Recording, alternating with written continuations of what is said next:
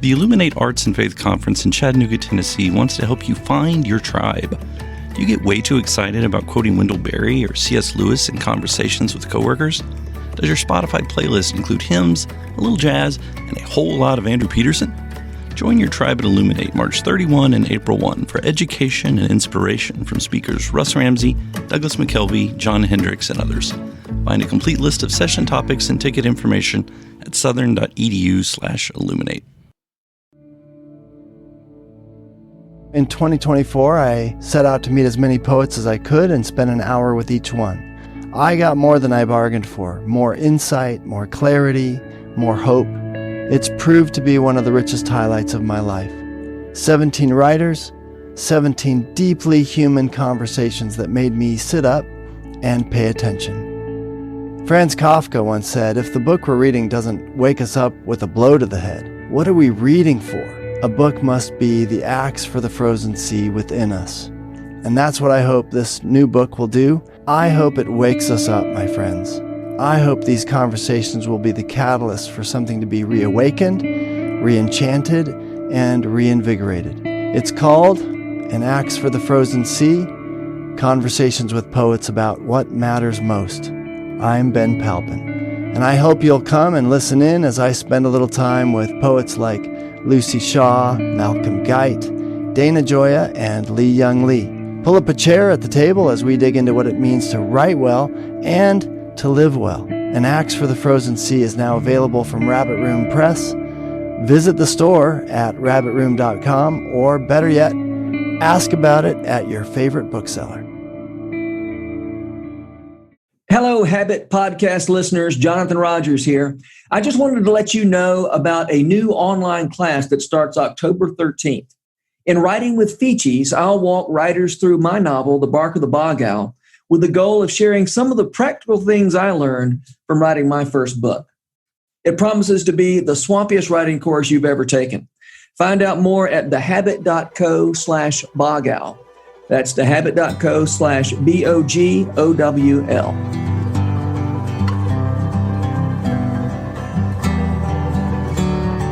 Welcome to the Habit Podcast, conversations with writers about writing. I'm Jonathan Rogers, your host. Barnabas Piper is the author of several books, including the newly released Hoping for Happiness. As Russell Moore says, in this book, Barnabas leads us to what it might mean to be a people surprised by joy and surprised to be happy at last. Barnabas is on the church staff at Emmanuel Nashville.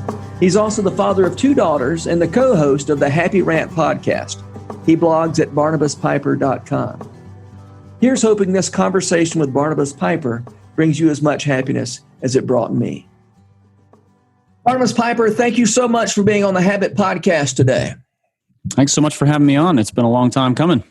Yeah, I know. So this book, Hoping for Happiness, this podcast is going to release a few days before your book, and we talked about doing this months ago at an in-person gathering, believe it or not. And if that makes people nervous, it was before we were told that was not wise. That's right. Before the pandemic ended all the fun. That's right. But now we're finally doing this. Thank you, Zoom. Okay, Hoping for Happiness. You, as I read through your manuscript, I know you're talking about issues that are much larger than writing and creativity. But it is my tendency to apply these, whatever I'm reading, to wonder what this has to do with the creative process. And I see a lot of important things in there. And I'm sure, you've written, this is your 4th book, right? That's right. And so you've had plenty of reasons plenty of occasion to think through some of the issues around happiness and writing. And as you mentioned in your introduction, of all the sort of weak hooks on which we hang our happiness, one of them is creative work and the hope. Our work in general, but it seems that even more than, say, an electrician, people.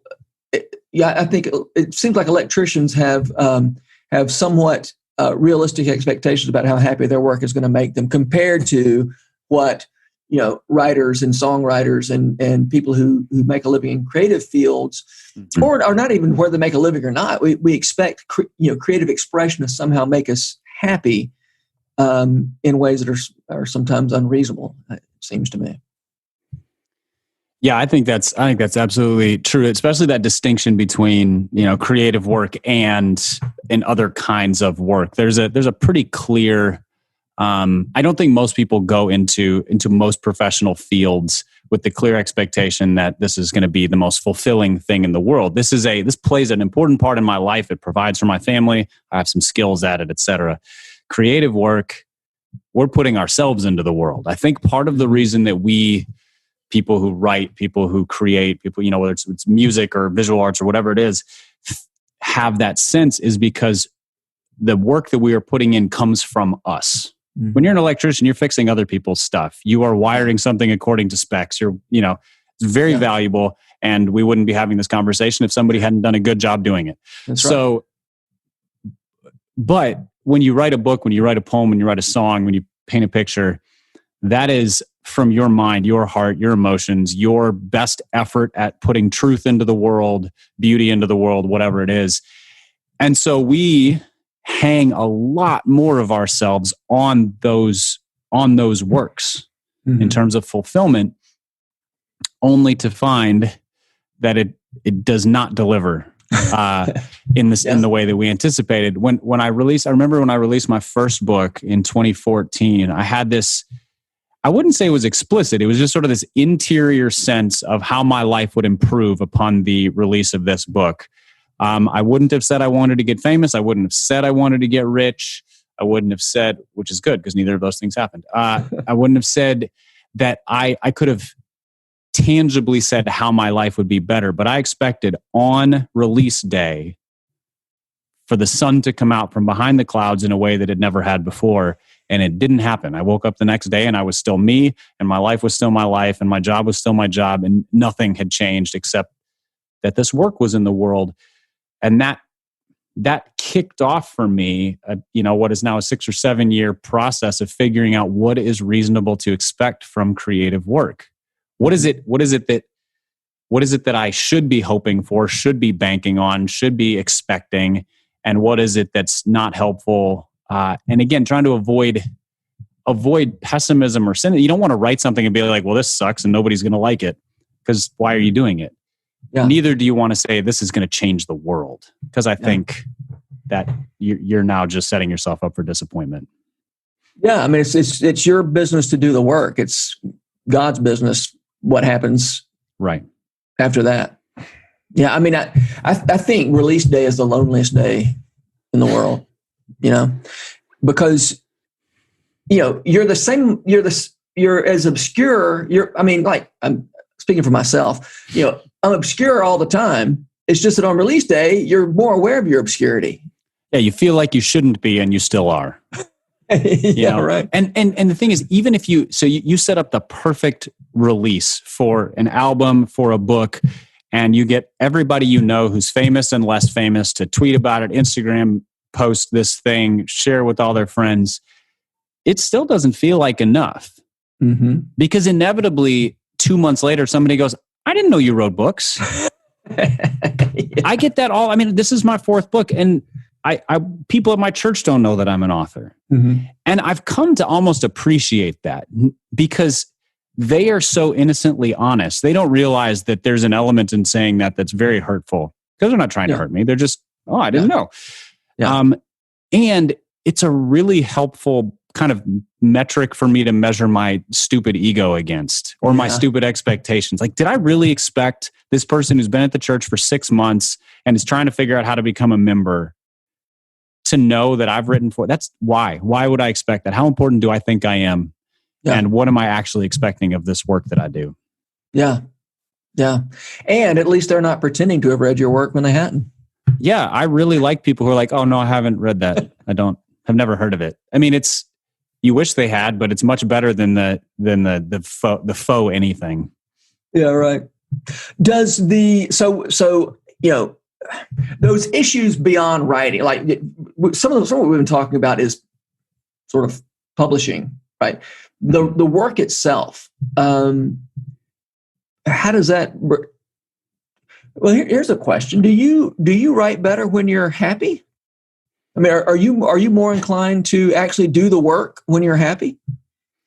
No, I'm not. I'm inclined to have best intentions when I'm happy, but I think I write the best quality when I'm not happy, and I think I write with the most heart when I'm not happy.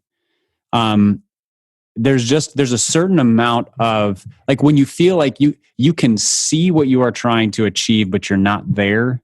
Mm-hmm. That sort of motivating factor. So in a book about happiness, I did not write this from the perspective of somebody who is happier than everybody else in the world. I wrote this from the perspective of somebody who was on the exact same road of, like, seesawing between, I found a lot of pleasure in this, I was really disappointed by this. I found a lot of pleasure in this, I'm really disappointed by this. Just like everybody else. And so writing from a place of displeasure about happiness it was more effective for me. And, so the times in life when everything is blissful, it's really hard to be motivated to create anything. Yeah. You just want to go outside and lay in the grass. Because I want to enjoy all of the things that are blissful and not pause and do this work, because creativity is always work. Even when it's going well, it's work. Yeah. Yeah. Now, on the other hand, something that I appreciate from that Andy Osinga says is it's pretty important that you sit down the same time of day, and preferably not at night, to write. Because if you only write when you feel like writing, you're going to end up writing when you're sad all the time. You're going to be sad, and your work will be sadder than you are. Yeah, it'll just be a series of Jason Isbell songs. That's right. Just a whole series of beautifully written sad songs. Yeah, right. I do love those sad songs. Oh man, they're so good. Yeah. I mean, I hear Jason Isbell or George Jones. I'm like, I wish I had more to be sad about, because this would really be a good. This would really do me a lot of good. Okay, so this is the title of your book is "Hoping for Happiness, Not Hoping for Joy." Are you not familiar, Barnabas, with this idea that Christians are supposed to be joyful and not happy? I'm quite familiar with it, and thanks for putting that one on a tee. That distinction was part of what made me unhappy enough to write this book. Let's put it that way. I was, over time, I'd gotten really tired of the presentation of happiness as something that we were to be suspicious of it at best. It's trite, it's temporal. Happiness is found in things that don't last. I mean, I had somebody say to me on Twitter recently, like, happiness refers to things, like, it's connected to happenings and those things go away. I'm like, that's just a cute rhyme. It doesn't, there's no actual meaning there. And joy is this grounded, substantive thing that Christians are to have all the time in all circumstances. But that doesn't mesh with it doesn't mesh with the Bible. It doesn't mesh with reality. And it's a distinction that was probably set up for helpful reasons at some point, that has become something that's actually diminished people's freedom to enjoy God's world. So, because the question that I pose in the book, and I think it's one that everybody needs to consider, if somebody is devoted to joy, they write about joy, they speak about joy, joy is their passion in life, and they're not happy, what is that? Who can take them seriously? What does that even mean? Yeah. So joy without happiness is nonsense. It just doesn't make any sense. There's a version of happiness that is not joy in the Lord, for sure. Because the world over is full of people who are not finding their joy in Christ, but who find a lot of happiness moment by moment in friends, in drink, in cookouts, in sex, in whatever. Like, those are real. That's real. They feel really happy, and then they don't. Right. So, but to separate the two as they are fundamentally different is just really unhelpful for the Christian, because the Bible tells us to rejoice in all circumstances. rejoicing is an expression of positive emotion. It's praise in a sense. That's tied to gladness. That's tied to happiness. That's not a like dour, I have joy in the Lord in this miserable circle. That doesn't even, that doesn't, you don't see that tone anywhere. Not to mention the way that Scripture just sets up over and over again the things of earth as things that we're supposed to enjoy. In Genesis 1, God created it and it was good. Okay, well, the goodness didn't go away in Genesis 3. It just got messed up.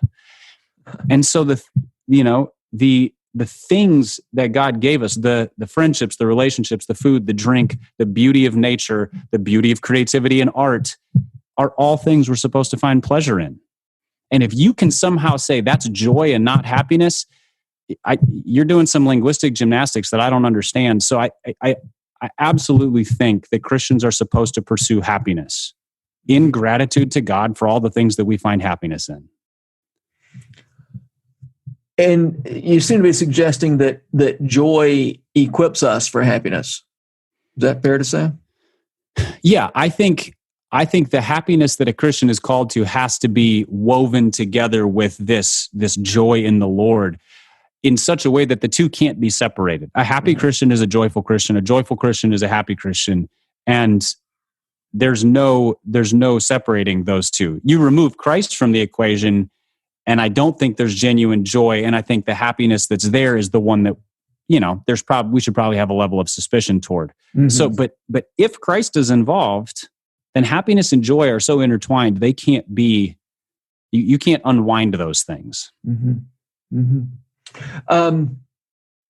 So what is how does happiness relate to, say, optimism?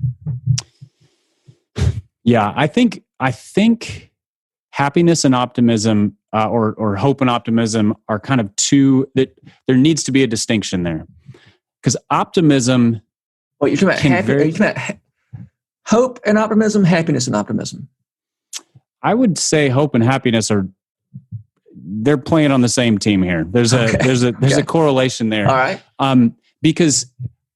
So let me give the distinction between hope and optimism, and then I think we can connect that to happiness if I can remember what I'm trying to get at. I think optimism is often positivity for the sake of positivity. Okay. It is the mentality that 2021 is going to be so much better than 2020. The calendar is going to roll over. There's going to be fireworks. We're probably not going to have parties because we still won't be allowed to, but somebody's going to shoot off fireworks in my neighborhood at midnight. And then things are going to be better. Why? Because 1 minute passed. So optimism doesn't ground itself in reality. It just looks ahead and goes, man, things are going to get better. The world is like the stock market. It just always trends upward. And it's a recipe for disappointment, or a recipe for more disengagement from reality. Like, you either have to kind of roll your optimism forward and never ground yourself, or at some point you crash and burn. I think hopefulness is looking ahead and going 2021 could be a lot better. There are reasons to believe it could improve. And, societally or politically, or Jesus could come back, or what? Like, there are reasons to believe this could improve. I don't know if it's going to happen, but I have enough reason to have hope that I will get out of bed tomorrow and I will go about the business that God has given me to do, and I'm going to throw myself into it. I'm going to write. I'm going to work. I'm going to be a husband. I'm going to be a father. I'm going to do these things because hope pulls me forward.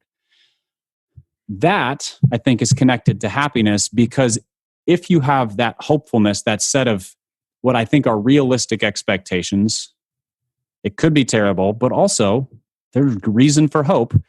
You can find happiness in life. You can take joy and happiness. I think those words are almost interchangeable in the circumstances that God has given you. And so optimism can lead to a version of happiness, but it can lead to a version of happiness that is gone in a moment if things don't go well. Your optimism crashes and burns, and then your happiness does too. Hopefulness can pivot with reality. Optimism can't. It just has to ignore reality. Yeah. To steer this back to the subject of writing and creativity, Flannery O'Connor said, people without hope don't write novels, and they also don't read them. And she was specifically talking about novels. I think we can just say books, and or let's just say write stuff. I mean, even writing an article, or a blog post requires something. I mean, some sort of hope. Mm-hmm. If you're in despair, why write even a blog post? Yeah. It's amazing how you saw that play out during those first few months of when we were all locked in our homes. We were quarantined. Yeah. People had more time for the most part than they had previously, more kind of flexibility to do creative work. And without fail, I saw people who do creative work, musicians, authors, artists, talking about how hard it was to buckle down and do the work. And I felt it. I had some writing deadlines in there, and I was like, I can't do this. I don't know how to do this right now. And I hadn't tied it to that, but I think it's because when you look and go, tomorrow is going to be exactly like today, and the day after that is going to be exactly like that day, and everything is just gray and flat, kind of life and emotion wise, you lose hopefulness because I did not have reason in those days to think tomorrow is going to be an improvement on today. Now, it wasn't depression, but it was just sort of like a grayness. So that makes sense, because the other thing that people were saying is, you kind of think, oh man, we're going to have so much time, I'm going to catch up on my reading list. Nope. Yeah. Didn't do that either. Mm-hmm. So I think Flannery O'Connor was very much in touch with the human emotion and drive that ties us to a future thinking self. Yeah. Because if you're writing to make some difference in the future, to change somebody's mind, to give somebody something beautiful, to inform somebody of something so that their life is more full, whatever it is. And if you're reading for the same purposes. If you're reading a story, you're wanting to draw on this presentation of a better reality, or a reality that could be, or something that sparks imagination. And none of that matters if tomorrow is flat and gray and exactly like today, which is, yeah. So I think that sense of hopefulness and creative work or creative participation makes a lot of sense. Mm-hmm. Yeah. In an earlier conversation, you and I were talking about the idea. When I say earlier conversation, when we were talking and I had failed to press the record button, we were talking about the idea of the way that writers can sort of, in a much sort of a more localized sense than. In a smaller sense than really what your book is about, but this is a podcast about writing, so we're going to put it in those terms. We easily lose hope. A bad day of writing, which I have so many bad days of writing, it feels like I can't, I'm never going to write a good sentence again. For some reason, we go straight to that kind of despair. I mean, that's not literally despair, but just a tendency to we get in our head that because this was a bad day, I'm never going to do anything interesting again. And by the way, successfully writing a book is only a little bit of help, because you think, well, that's all. that was all I had to say, and now I'm never going to write anything again. Yeah, the well is dry. Yeah, right. I'm sure you have dealt with this kind of thing before. Yeah, it's I would say especially early on. So when I started writing with consistency and realized this was a thing that I want to invest myself in. So I've never made a living as a writer, but I've written and put stuff into the world consistently for 10-ish years. I don't know, give or take. I'd say those first couple to 4 years or so, I really struggled with that. Especially once I was given an opportunity to write on deadline, you got to turn in a piece every Wednesday by 10 p.m., for a website. And there were a lot of Wednesdays at 7 p.m. I was like, I don't have it. Mm-hmm. But by about year 6 or 7, I could look back and go, I have delivered every Wednesday. Some of them were absolute trash pieces, Mm-hmm. but they were on time. And I got them in. And yeah, and I think you use the analogy of creativity. Creativity is not a well or a reservoir. Creativity is a stream or a river. And so it flows. It doesn't just, you don't just use it up and then go, well, guess I'm done with that. Yeah. And so being able to look back and say, the feeling that I have right now is the same feeling that I had 2 weeks ago on Wednesday. Mm-hmm. Yeah. But I found it. I did the work, and it just, and you kind of, you can build on past experiences to work through that in terms of the reason for hope in your work, or the reason for pressing on, the purpose of it. I also have found that there's a richness in identifying with your work, because you write better when you're writing yourself, you kind of writing deeply from yourself. Mm-hmm. But there's also being able to balance that with taking a step back and going, the work is not me. Yeah, man, that's so important. The work does not define me, nor does it, like, if somebody criticizes the work, I don't lose value as a human. Yeah. Which is tough for creative people, because you pour yourself into this stuff. Yeah. And so being able to do that also allows for fending off despair, because when you're struggling, you are not struggling as a human. Your worth as a human is not being diminished by your lack of quality work. Mm-hmm. You're just having a bad day at the office, so to speak. Anybody who hikes or runs or whatever, like, some days you just feel like you're dragging sandbags because it's just that day. And creativity is like that, but we don't think of it in those terms. We think I am a sandbag. Yeah.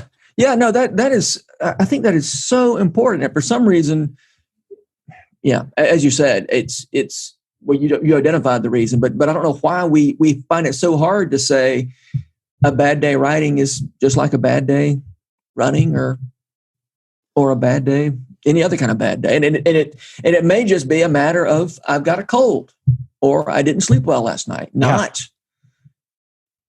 the jig is up.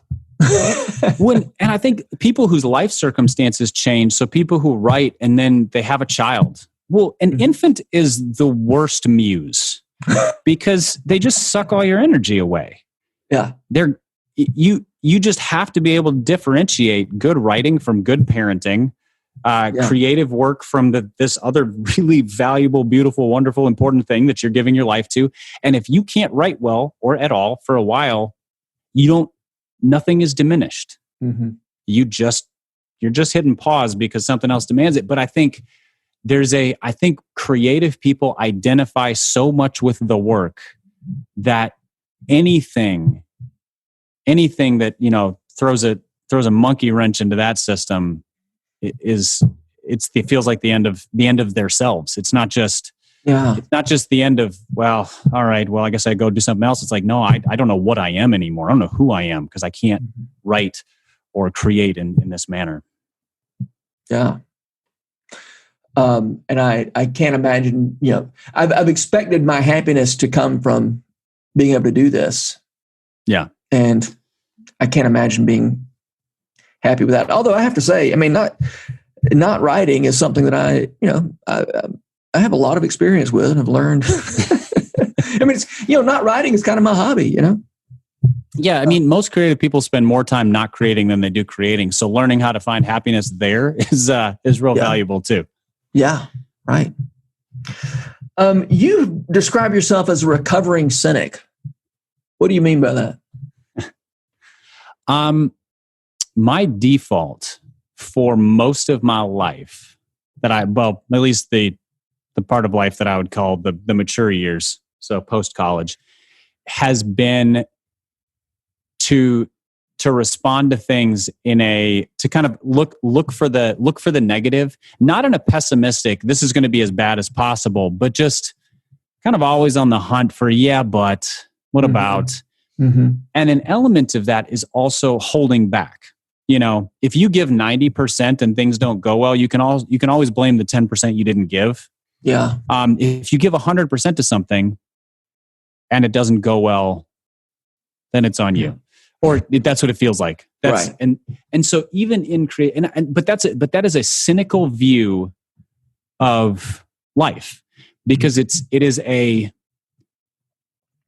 essentially hedging bets to protect against what doesn't feel good, instead of living fully with expectations of, man, this could go really well. Yeah. And so that kind of cynicism puts a ceiling on how much enjoyment you can have. Because if you only give 90%, you can't get 100% satisfaction either. Yeah. That's true in a relationship. It's true in creative work. I've written pieces that I wish I had written differently. I wish I had been more forthcoming, more honest. Like, I wrote them truthfully, but just opaquely. Yeah. And transparency would have given an opportunity for more satisfaction in how that landed, for example. So that's what I mean by a recovering cynic, is moving to the place of realistically looking at this and going, it could go really badly, but it's worth it to throw myself into this relationship, this book, this article, this work, whatever it is, parenting, and not sort of cynically say, I'm gonna hedge against what could possibly go wrong. The sort of, but it's more likely to not go well. You're from Minnesota, right? I am. So, I mean, isn't that the land of kind of lowering your expectations? I mean, at least from Prairie Home Companion, that's the impression I get. Yeah, high praise in Minnesota could be worse. And, and then all of our sports teams have trained us to have low expectations. When you get high expectations, you just get disappointed. The Minnesota Vikings have taught me that every year of my life. Yeah. So, well, I went to Vanderbilt, so. So you didn't have any expectations? Yeah, right. Yeah, that's true. At least, yeah. No, you talk about in your book the idea of ping-ponging between expecting too much and expecting too little, and somehow trying to find a middle. We expect too much, which is a recipe for disappointment, and then we learn to expect way too little, which is a recipe for cynicism, or it's certainly not a recipe for happiness. No, definitely not. It's a recipe for less disappointment, perhaps. Yeah. Again, as you were saying about optimism, you're happy until you're not. And it seems to me with low expectations, same way. You're not disappointed until you suddenly are very disappointed. Yeah, I think cynicism is measuring or reining in expectations for the sake of avoiding pain, for the sake of avoiding disappointment. But it also, the further you rein those in, the further you rein in the opportunity for enjoyment. So I just got married about a month ago at this point. And if I walked into this marriage with the expectation of it's probably going to be difficult, the hard days are coming, and so I should probably just sort of just bear down, be patient, wait it out. I will not be disappointed when those days come. I knew they were coming, or I expected them. But also, I have reined in the opportunity for all of the enjoyment of a person who I just said I'd like to spend the rest of my life with them. Yeah. All of the enjoyment of discovery, all of the pleasures of marriage, of a deepening relationship, of all of these things. And so that's where there's optimism would be foolish to say it's going to be blissful for the rest of our lives. Nonsense. That's just not the case. But cynicism takes away my opportunity for reveling in the things that are worth reveling in. And so there has to be kind of the whole premise of the book is to expect the right things of the right things. And so from marriage, there should be an expectation of tremendous joy. And there should be an expectation of we're going to hurt each other in some way. We're going to disappoint one another. And I say one another because that's absolutely a two-way street. I will be very disappointing. And And so if you can hold those in tension, you can find genuine happiness and not be completely broadsided when stuff is not as good as it could be. Yeah. Okay, so what are the right things to expect from writing and creative work? Oh man. Yeah, that is a big question. I think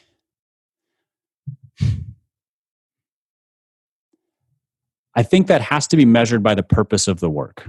Okay. So I write mostly nonfiction books from a Christian perspective. You know, if you're a novelist, your aim might be a little different than what mine is, because I'm trying to affect people's perspective on something. Okay. So that's my purpose.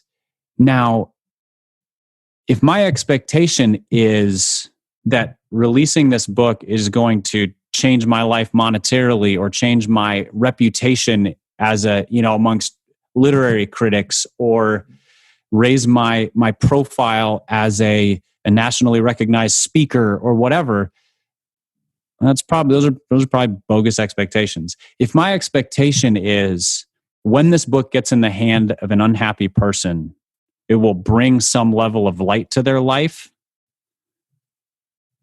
I think I've landed at the right spot. So that's the purpose of my work. My work is not done. I can't have the purpose of personal gain. That's a side effect, maybe. Yeah. But if the purpose is being of benefit to those with the specific need, I can feel profoundly satisfied when I hear from those people that say, your book was really encouraging. It helped me find, kind of level my expectations or find groundedness or whatever. And that's, so for me, that's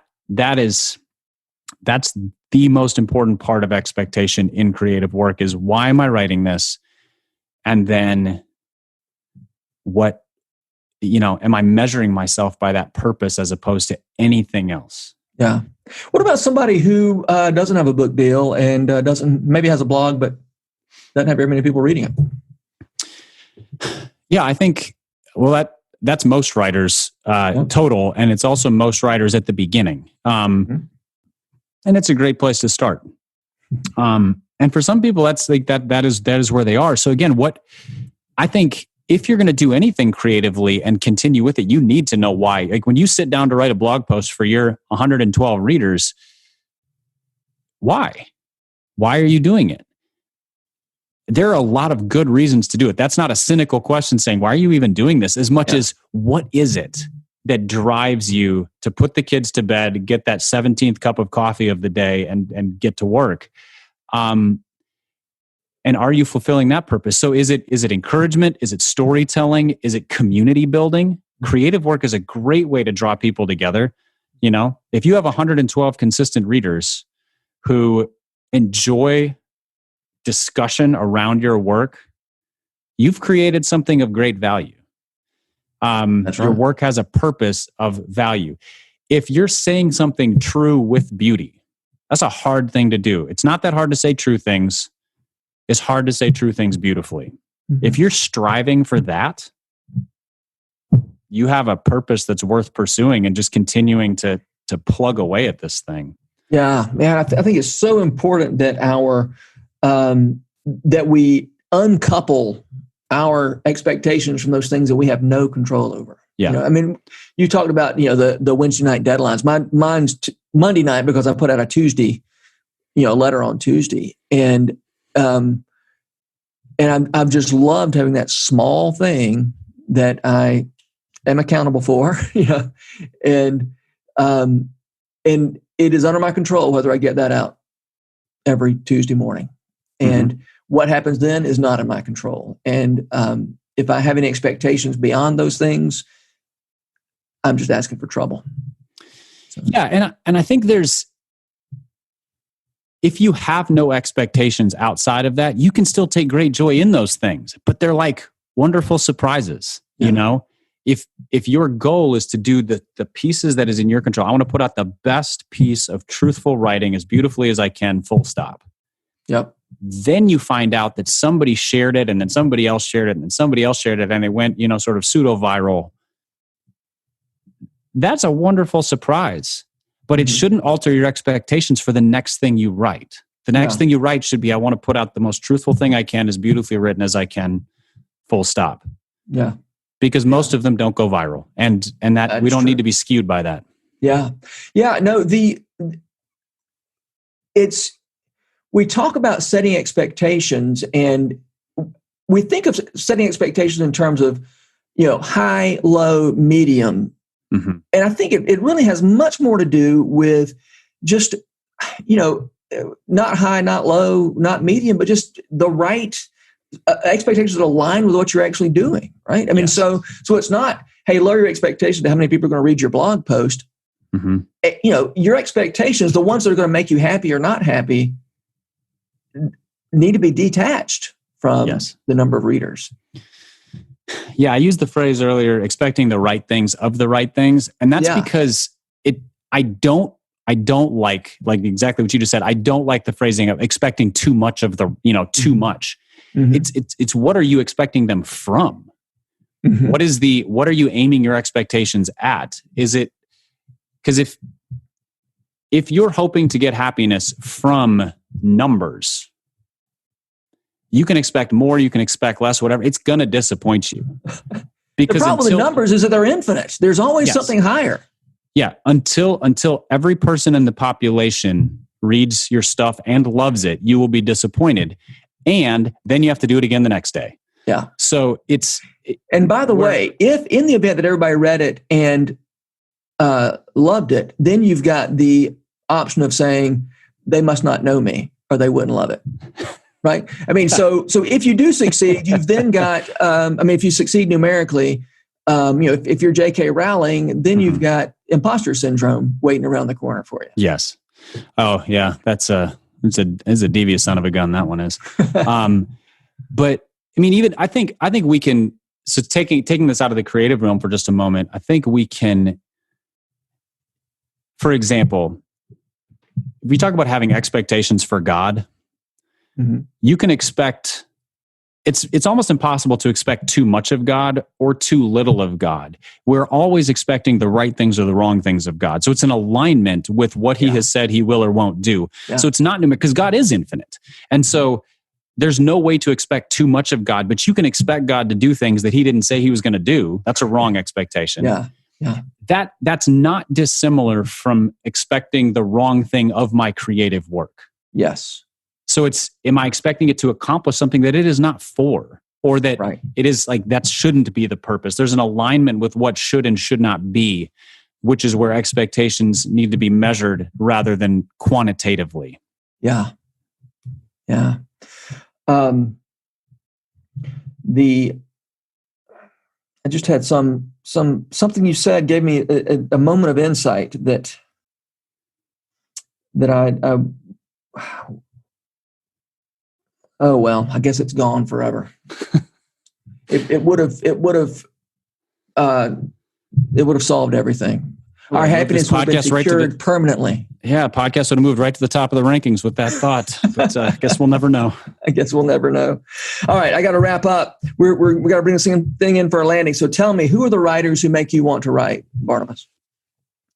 So I write mostly nonfiction, but most of the writers who make me want to write are fiction writers, or were when they were alive. John Steinbeck is one of my all-time favorites. Pat Conroy. Wait, what about when you read John Steinbeck? What about that work makes you want to go sit down and write something? Steinbeck had the ability to write the stuff of real life with more clarity than just about anybody I've read, and did it with kind of an economy of prose. You know, his descriptions were not long and flowery. They were substantial, but he didn't drag on and on and on. And he seemed to get kind of the full scope of what is beautiful and what is dark. He didn't just sort of wallow in the darkness. Like I think about from Travels with Charlie, he's got a chapter in there about spending Thanksgiving in Texas. And it's one of the funniest things I've ever read. Texans will read it and think it's a compliment. Everybody else will read it and think it's an insult. And that's kind of the genius of Steinbeck. Yeah. I would so that being able to touch on the undercurrent of reality with that much clarity. Conroy writes pain better than anybody. Yeah, he really does. And he does wallow in the darkness.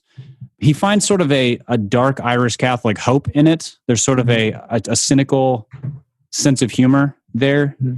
But he's just, you can tell that he has read every great author who's ever lived or something close to it, because he just draws on the styles and the vocabulary and the plot devices and everything. On the nonfiction side, I would say Lewis and Chesterton, because they're the two most persuasive writers in terms of in a non-traditional fashion. You know, in terms of Chesterton's a little bit more in your face. You are a fool. Here, let me tell you why. Now you're persuaded, kind of thing, which I find great pleasure in. And he's also funny. I really like the humor. Lewis had a way of walking people through a series of thoughts that you didn't know quite where it was going, and then you arrive at a conclusion, and it's sort of like walking out of the woods, and you're just like, whoa, look at this. Yeah. And so the way that they pieced together thought to bring people to a conclusion, and never in a devious way, but just in a roundabout way, it seemed, until you go, oh, that all makes sense in retrospect. Yeah, great. All right, man. Hey, Barnabas Piper, thanks for being here. This made me happy. Me too. Let's talk again soon. The Rabbit Room has partnered with Lipscomb University to make this podcast possible. Lipscomb has graciously given us access to their recording studio in the Center for Entertainment and Arts building. We're so grateful for their sponsorship, their encouragement, and the good work they do in Nashville. Special shout out as well to Jess Ray for letting us use her song Too Good as part of this podcast. Visit jessraymusic.com to hear more of her beautiful songs. The Habit membership is a library of resources for writers by me, Jonathan Rogers. More importantly, The Habit is a hub of community where like-minded writers gather to discuss their work and give each other a little more courage. Find out more at thehabit.co. This podcast was produced by The Rabbit Room, where art nourishes community and community nourishes art. All our podcasts are made possible by the generous support of our members. To learn more about us, visit rabbitroom.com, and to become a member, rabbitroom.com/donate.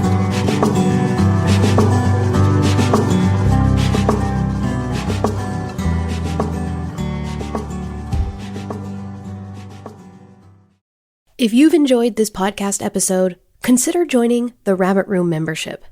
Your membership helps sustain this community, funding everything from publishing and podcasts and theater productions to events and programs that support artists who create with a Christ-centered vision. We'd love to have you on board. Learn more at rabbitroom.com/member.